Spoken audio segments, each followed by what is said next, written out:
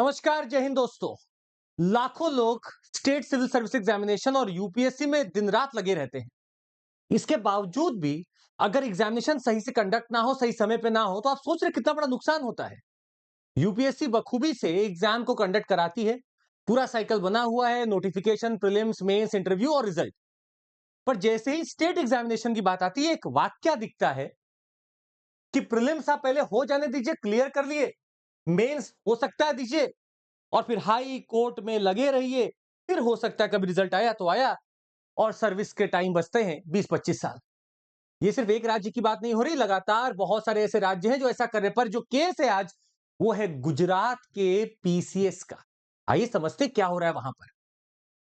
हमें एक news item दिखा कि एस्पिरेंट्स फ्लैग कर रहे हैं multiple selection of same candidates, nothing unusual says GPSC. GPSC का यह मानना है कि ऐसा कोई नई चीज नहीं है, एक ही लोग बार बार एग्जाम देते रहते हैं, इसमें कोई भी अनयूजुअल चीज नहीं लग रही है। पर लोगों का कहना है कि मल्टीपल सिलेक्शन सेम ही लोगों का हो रहा है।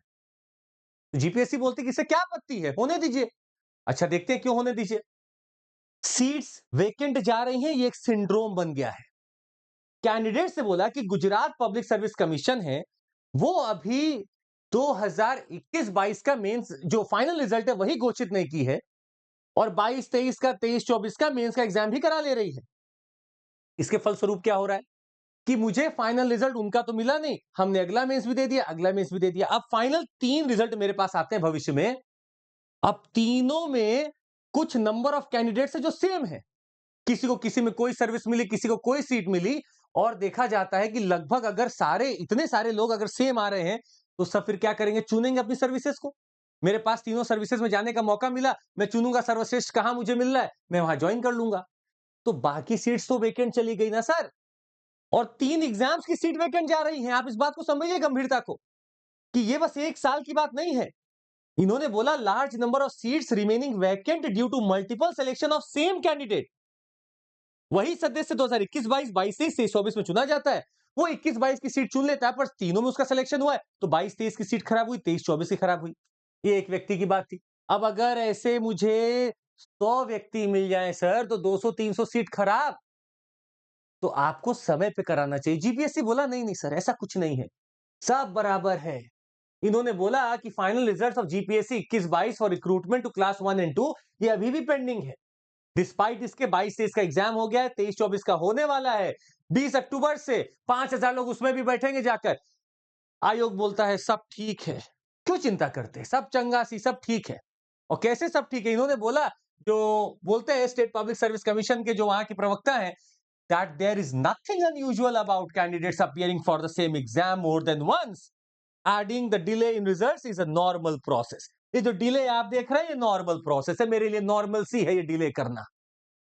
ये इनका मानना है। और बोलते हैं which takes its due course of time, तो अपने आप ही हो जाएगा, मशीन चल रही है तो हो ही जाएगा। ये सब नॉर्मल है इनके लिए। 3 साल का डिले कोई डिले नहीं होता। सर कहां भारत में तो आप 3 साल के डिले को डिले मानेंगे? नहीं नहीं सर, ये चीज गलत आप कर रहे हैं, ये डिले नहीं है, ये इनका कहना है। खैर, बात की जाती है आशा आर शाह जी से, जो इंचार्ज है चेयरपर्सन ऑफ जीपीएससी। इनका कहना था कि a few candidates take the examination more than once, जो कि नॉर्मल प्रोसेस है।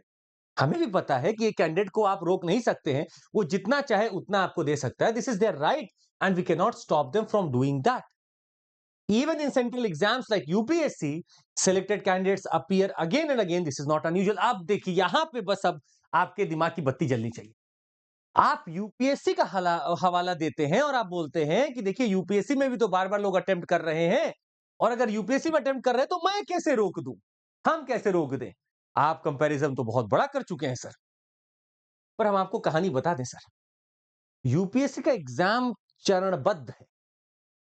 फरवरी में नोटिफिकेशन आ जाता है, भले ही वैकेंसीज आए ना आए, नोटिफिकेशन आ जाएगा। वैकेंसीज हो सकता है थोड़ा समय ले ले, बढ़ भी जाती है वैकेंसीज। प्रीलिम्स का एग्जाम मई जून में आपका हो जाता है, ठीक कुछ दिनों में रिजल्ट आता है, 1 महीने में आपका फिर मेंस एग्जाम भी हो जाता है। मेंस एग्जाम का समय सितंबर अक्टूबर का अब हो गया है।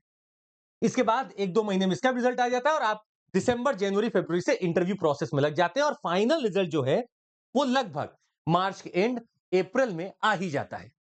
ये प्रोसेस यूपीएससी का है सर, जो पूरे इंडिया भारतवर्ष के लिए जो सेंट्रल रिक्रूटिंग एजेंसी है उसका एक प्रोसेस है। ये बात तो हमें पता ही थी। अब हम आपको अपना बनाया हुआ प्रोसेस दिखाते हैं पीसीएस एग्जाम का। अब ये गुजरात हो, बिहार हो, हिमाचल प्रदेश हो, उत्तराखंड हो, राजस्थान हो, सब बराबर इधर चल रहा है। ये देखते हैं कैसे चल रहा है। लेट्स सी कैसे चल रहा है। नोटिफिकेशन आया, अगर आना होगा तो नोटिफिकेशन आएगा। उस नोटिफिकेशन में लिखा रहेगा कि मंशा है हमारी एग्जाम कराने की, वैकेंसी का भी अता पता है नहीं, लिखा रहेगा। अच्छा, नोटिफिकेशन को आया, लिखा कि प्रीलिम्स उस दिन होगा। पहला पोस्टपोनमेंट इसलिए हो जाता है क्योंकि हो सकता है सेंटर ना इकट्ठे हुए हो सकता है फिर पोस्टपोनमेंट हो जाए, और ये पोस्टपोनमेंट लगातार होता रहेगा। आपको लिखाया जाएगा कि मई में एग्जाम होगा, पता चला सेंटर नहीं मिला, अब जून में होगा, जून में नहीं मिला, अब दिसंबर में होगा, दिसंबर नहीं अब अगले साल होगा, अगले साल नहीं अब अगले साल होगा। ये पोस्टपोनमेंट चलता रहा, उनकी मर्जी है, क्योंकि नॉर्मल प्रोसेस है, ये नॉर्मल प्रोसेस है। अच्छा, प्रीलिम्स मान लीजिए जैसे तैसे करा भी दिया गया हो, प्रीलिम्स हो जाता है। प्रीलिम्स होना ही सबसे बड़ा यहां पर अगर आप कहते हैं तो दुश्वारी पैदा कर देता है। चीटिंग, पेपर लीक, क्वेश्चनों में गलती, लिटिगेशन, अब इसका दौर चालू होता है। ये दौर है सर पूरा। लिटिगेशन, क्वेश्चन गलत आ रहे हैं, पेपर लीक हो जा रहा है, चीटिंग हो रही है, एक ही सेंटर पे बहुत सारे लोग हैं जिनका नंबर आने की उम्मीद रहती है। अब ये दौर चलता रहता है। ये दौर जो है सीधे कोर्ट पहुंचता है, और कोर्ट में लगातार लंबा एक अवधि के लिए चला जाता है। इससे बचकर अगर आ गया कुछ सालों में तो मेंस जैसे तैसे करा लिया जाता। मेंस के बाद फिर से वही चीजें, चीटिंग, पेपर लीक, लिटिगेशन फिर चालू। और इसके बाद दिया जाता है धरना, प्रोटेस्ट। भाई स्टूडेंट्स हैं, आप हमारा हक छीनोगे तो हम बैठेंगे नहीं क्या? हम बोलेंगे नहीं क्या? वी विल स्पीक, हमारा फ्रीडम है, हम प्रोटेस्ट करेंगे। अब आपके कानों पे जू नहीं रेंग रही तो हम क्या करें? हम तो प्रोटेस्ट करेंगे। We will let you know कि you are doing something very wrong. आपको ये नॉर्मल लग रहा होगा सर, पर यहां भविष्य डिपेंडेंट है लाखों एस्पिरेंट्स के, और इनसे प्रेरित होकर और लाखों लोग जो हर साल जुड़ जाते हैं उनके भी यहां पर डिपेंडेंट है। फाइनल रिजल्ट 3-4 साल बाद अगर आया तो आया, वो भी कोर्ट इंटरवीन करेगा कि भैया अब दे दो रिजल्ट, तब रिजल्ट आता है।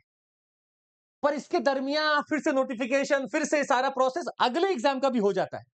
मतलब उस कोर्ट के पास 4 साल के लगातार केस पड़े हुए हैं। अब पहला फाइनल रिजल्ट, प्रीलिम्स मेंस फिर से हो चुका है, अगले का भी लिटिगेशन हो चुका है, उसके अगले का भी लिटिगेशन हो चुका है, फाइनल रिजल्ट अभी यहीं अटका हुआ है। अब आप कंपेयर कर रहे हैं यूपीएससी से। सर यूपीएससी एकदम ऐसी ऑर्गेनाइजेशन है जिसने समय पे सब कुछ कराया, कम से कम करियर तो बचा के रखे हैं। स्टेट एग्जामिनेशन का डिपेंडेंट अगर कोई रह जाए काम खत्म है सर। और ये देखने को मिल रहा है, lakhs of aspirants. Gujarat PCS बात नहीं, हम आपको एक एग्जांपल देते हैं, शायद आप अचंभित हो जाएंगे इसको देखकर सर। एक बिहार का एग्जाम हुआ है एजुकेशन ऑफिसर का, जो ओरिजिनली शेड्यूल किया गया था सर 2011 में, अब हुआ है। आपको बता दें झारखंड पीसीएस का एग्जामिनेशन जो 2020 में होना चाहिए था, ये 2020 में हुआ है, 15 साल बाद। सोचिए आप, राजस्थान, तमिलनाडु, झारखंड, हरियाणा, छत्तीसगढ़, उत्तराखंड ये भी फेल हो चुके हैं, और अलग अलग समय पे अपना अपना नॉन एफिशिएंट तरीके से एग्जाम कराते रहे। यूपी बिहार तो बहुत कॉमन हो गया है, यहां पर गुजरात में भी ऐसा ही हो रहा है सर। और वहां पे लोग अब आवाज उठा रहे हैं कि सर आप एग्जाम का अगर प्रोसेस इतना लेट करोगे तो हमारे भविष्य का क्या? हम इतने अच्छे अनुभवी लोग हैं जो आना चाहते सर्विसेज में, मेहनत कर रहे हैं, आप हमें लेना ही नहीं चाह रहे हो, आप एग्जाम ही नहीं करा रहे हो, और आप इसका नाम दे रहे हो नॉर्मल है ये। Sir it's not normal. अगर हम आपको दायित्व याद दिलाएं सर, तो मेरे पास आर्टिकल्स है हमारे संविधान के जो चीख चीख के बोलते हैं। आर्टिकल 315 है कि पब्लिक सर्विस कमीशन भारत के लिए और राज्यों के लिए बनाया जाएगा। 316 में लिखा है अपॉइंटमेंट और टर्म्स ऑफ ऑफिस डिसाइड होगा यूपीएससी का और स्टेट पीसीएस का। 317 में लिखा है कैसे रिमूवल होगा, और 320 में लिखा है functions of public service commission. आप अपने फंक्शंस पे सही नहीं उतर रहे हो, बनने का फायदा क्या फिर आपके कमीशन का, अगर आप सही से एग्जाम नहीं करा पा रहे हो और आप क्वेश्चन गलत कर रहे हो। यहां टेस्ट सीरीज में क्वेश्चन में गलती हो जाए सर तो रात की नींद खराब हो जाती है। आप स्टेट एग्जाम करा रहे हो, आप इतने बड़े एग्जाम करा रहे हो, वहां पे आप गलती करने की कैसी गलती कर रहे हो? बहुत बड़ा प्रश्न है सर। और यहां पे लाखों लोगों की एस्पिरेंट्स लगी हुई हैं।